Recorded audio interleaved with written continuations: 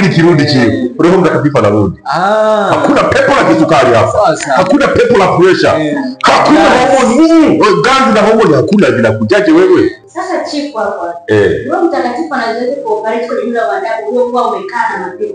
Sasa ndio kama vile Yesu alienda kanisani akakuta wanafanya biashara mule, ina maana ule ni uchafu. Taka akafukuza, sambaratisha kabisa. Wewe usikie wanasema mwili wako ni hekalu. Wanasema kanisa. Watu wamechafua sasa miili yao. Wewe. Na kazi ya pepo ni nini? Ni kuchukua nafasi ya Mungu. Basi, kwa badala ya kumweka Roho Mtakatifu ndani yako umeweka pepo.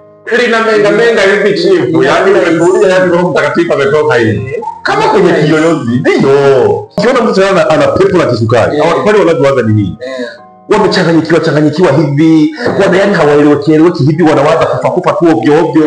Ndio kazi ya pepo sasa hivi. Kusudio la Mungu ni nini? Ni ule mwanadamu. Kusudio la Mungu. Ashamili hivi. Wanasema na yale mapaji ya Roho Mtakatifu yawepo. Yana apply sasa. Ukuta akili inatumika, nguvu ina apply, elimu ina apply, sijui hekima, sijui maarifa, uchaji wa Mungu. Mwanadamu akikubali kabisa kuhusu mapepo yaingie, Roho Mtakatifu anaachia. Sio bwana mtu anakufa. Tunaimba sasa. Parapanda inalia, parapanda. Burudani.